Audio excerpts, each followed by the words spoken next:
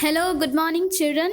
Welcome to 7th Standard Science class, Physics, Chapter 5, Heat, Part 2.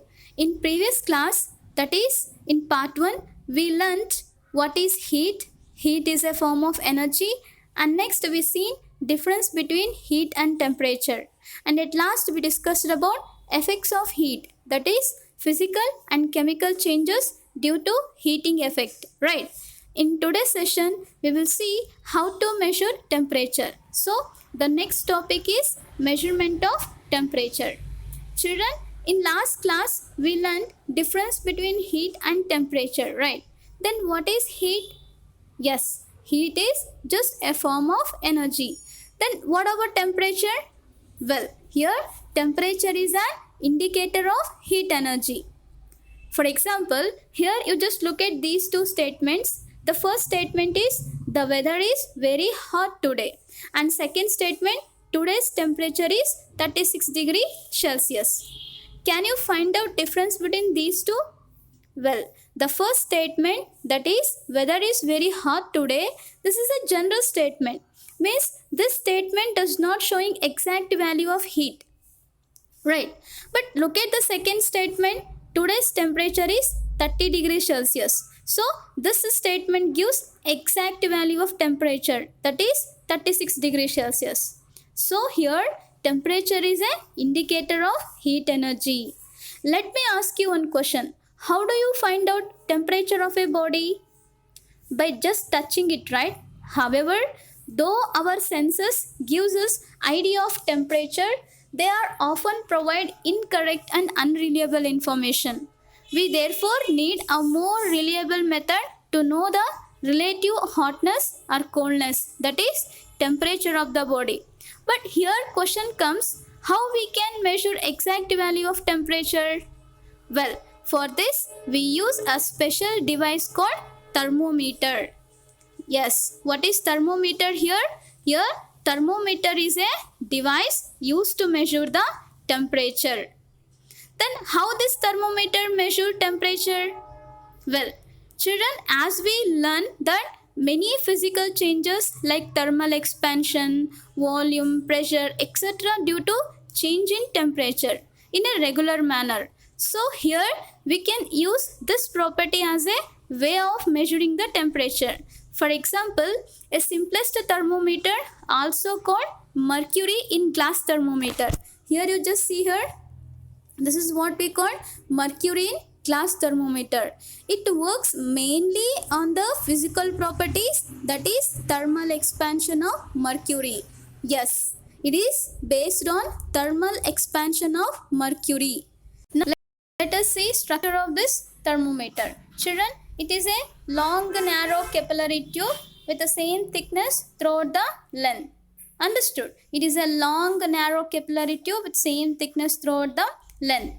And the upper end of this thermometer, here you see this is the upper end and this is a lower end. The upper end of this thermometer is closed, and at the lower end there is a bulb. Here you see at the lower end there is a bulb, and this bulb is filled with mercury. Understood? This bulb is filled with what?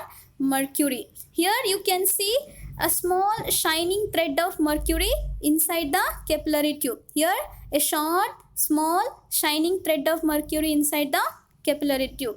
When we heat or any hot body comes in contact with this bulb of thermometer, then the mercury which is present inside the bulb starts to expand. Understood? Here mercury present in the bulb of a thermometer expand when heated.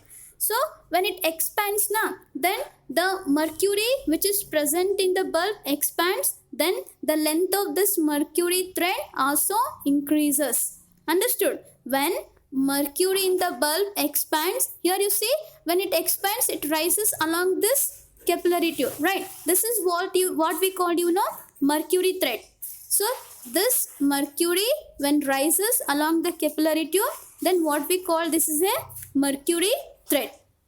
Understood? So when mercury expands in the bulb, then it rises, means the thread of this mercury increases. Understood? Then at what extent it expands? Here the extent of its expansion and length of mercury thread in the capillary tube depends on the temperature of the object which is put in contact with the bulb of a thermometer. So the length of the mercury thread in the thermometer gives us a measure of the temperature of the object. Means here we need to measure the length of this mercury thread. So here we need to measure this length of this mercury thread. How much it expands, that much the length of the mercury thread increases. So if you measure this length of the mercury thread, then you are going to find the temperature of the body. Understood? So for this, what we need to do? We need to use a scale which is printed on the thermometer. See, this is a scale. We are going to use this scale. Divisions are there now. We are going to use this scale which is printed on the thermometer. Understood? Got it? Here you getting doubt, right? Why we chosen mercury to measure temperature?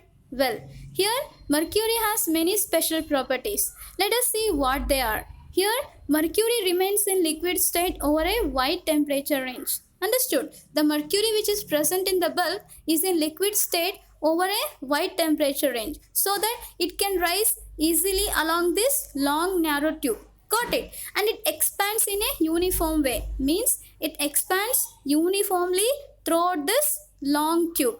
Got it? And it does not stick to the walls of this glass. Got it? Here, see, the thermometer is made up of glass, right? While the mercury rising along this long narrow tube, it does not stick to the walls of this glass. Got it?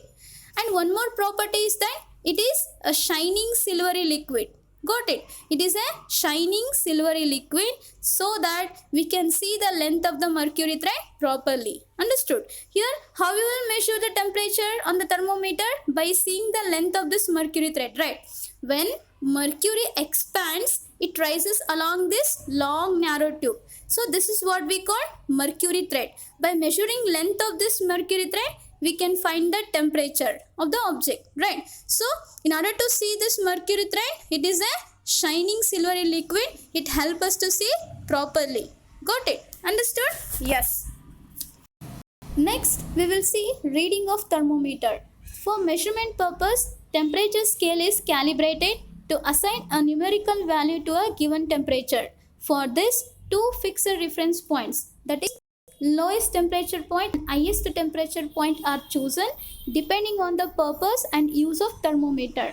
And the difference in the temperature of these two fixed points, what we call range of thermometer. Understood? The difference in the temperature of these two fixed points, what we call range of thermometer. And the interval between these two fixed reference points is divided into a equal number of divisions. Understood? Got it? Yes. Children, we use different units for measurement of length of any object, right? That is meter, centimeter, kilometer. But to measure temperature, here we will use mainly two scales that have been in common use. So here most commonly used scales are Celsius scale and Fahrenheit scale. Here Celsius scale is represented by degree Celsius and Fahrenheit scale is here Fahrenheit, F. Got it? Most of the countries now use Celsius scale to measure the temperature of an object. Even our school laboratory also use Celsius scale.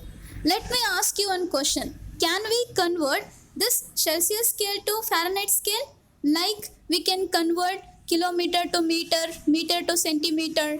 Here it is possible to convert Celsius scales to Fahrenheit scale or Fahrenheit scale to Celsius. Is it possible? Yes, it is possible. We can convert degree Celsius to Fahrenheit scale or Fahrenheit to degree Celsius. Here you see, here we are going to use two main conversion formula. These are the conversion formula here. You are going to learn more about this formula in higher studies. Okay. Here you just see, you can convert Fahrenheit degree to degree Celsius. Okay. Or Fahrenheit to degree Celsius you can convert, or degree Celsius to Fahrenheit also you can convert. Understood? Here you just see here, how can you read this equation here? The temperature in degree Celsius is equal to the temperature in degree Fahrenheit. Understood? Temperature in degree Celsius is equal to the temperature in degree Fahrenheit minus 32 times 5 by 9. Understood? Got it? Once again, here degree Celsius is equal to the temperature in degree Fahrenheit minus 32 times 5 by 9. Got it? Yes. Here in this formula you can convert degree Celsius to Fahrenheit. Got it? Next we will see some comparison between Fahrenheit and degree Celsius. Here you see normal room temperature in case of degree Celsius it is 23 degree Celsius. But when you representing in term of Fahrenheit it is 72 degree Fahrenheit. Understood? Normal human body temperature in degree Celsius it is 36.9 degree Celsius. But in Fahrenheit scale it is 98.4 degree Celsius. Water boils at 100 degree Celsius in degree Celsius scale.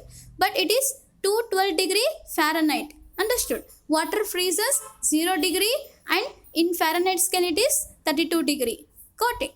And the range of laboratory thermometer. Here minus 10 degree Celsius to 110 degree Celsius. This is the range of what? Laboratory thermometer. Got it? And thermometer, it is in the range of 0 degree Celsius to 100 degree Celsius are found more often in school laboratories. In school laboratories, what is the range of thermometer? 0 degree Celsius to 100 degree Celsius. Got it? Now we'll see how to convert this degree Fahrenheit to degree Celsius. Okay, here I will use normal room temperature. In case of Fahrenheit scale, it is how much? 72 degree, right? So here I will take degree Fahrenheit scale is how much? 72 degree, that is normal room temperature. Okay, so here I will use this conversion formula to convert it to degree Celsius. So first substitute this value in this formula. Degree Celsius is equal to, here degree Fahrenheit is how much? 72 minus 32 into 5 by 9. Okay, yes, 72 minus 32 it will be 40, right? Into 5 by 9. Then multiply 40 into 5, it is 200 by 9. Cancel 9 ones are 9 twos are 18. 2 left. Again 9 twos are 18. 2 left. Here you need to take point here. If you take point again it will become 20. Again 9 twos are 18. Got it. So you will get 22.22 degree Celsius. It is nearly, we can take it as a 23 degree Celsius. Got it. Just check it in the table here in degree Celsius how much it is. 23 degree Celsius. Right? Now you understood how to convert degree Fahrenheit to degree Celsius. Shall we do one more? Yes. We will do boiling of water, that is water boils at 100 degree Celsius in degree scale and 212 degree in Fahrenheit scale. Got it? So here I will take Fahrenheit degree Celsius is how much? Fahrenheit is how much? 212 degree Fahrenheit, right? Yes. Degree Celsius is equal to, here Fahrenheit is how much? 212 minus 32 into 5 by 9. 212 minus 32 is how much? It is 180 into 5 by 9. Okay. Just cancel here. 9 ones are 9 twos are 18. You just keep 0 as it is. Understood? It will become 20 into 5. Right? Yes. The answer will become 20 into 5 is 100 degree Celsius. Yes. You got it. 100 degree Celsius. Here you see. Water boils at 100 degree Celsius in degree Celsius scale. Got it? Understood? So here I used the degree Fahrenheit scale, that is 212 degree Fahrenheit. I converted degree Fahrenheit to degree Celsius using the conversion formula. Understood? Any doubt in this? No, right? Children, can you say which type of thermometer is used to measure our body temperature? Well, we use a specially designed and calibrated thermometer called clinical thermometer or doctor's thermometer that is used to measure our body temperature. Then how this clinical thermometer differ from ordinary thermometer? Well, they differ in mainly two aspects. The first one is range of thermometer. Here, clinical thermometer is calibrated from 35 degrees Celsius to 42 degrees Celsius only. Why you know? Because here normal human body temperature is varies between 35 degrees Celsius to 42 degrees Celsius. That's why here clinical thermometer is calibrated from 35 to 42 degrees Celsius. Got it? And next, it has a slight bend or kink in its capillary tube. Here you see it has a slight bend or kink in its capillary tube. Then what is the function of this kink? What is the speciality about it? You know? Well, as in case of ordinary thermometer, mercury starts backflow immediately after removal of thermometer from the mouth of the patient. If mercury thread fall back, then it is possible to read the length of the mercury thread? No, right? Because immediately you take out, mercury flows back. So it is difficult to measure the temperature, right or no? See, here when mercury in the bulb of thermometer expands, it rises along this capillary tube, right? So depending on length of this mercury thread, we are going to measure the temperature. But in case of ordinary thermometer, once you remove this thermometer from any hot body or from a mouth of a patient, then this mercury thread falls back immediately. Then you can't see this mercury thread in the capillary tube. Then it is possible? No, right? It is difficult to measure the length of this mercury thread.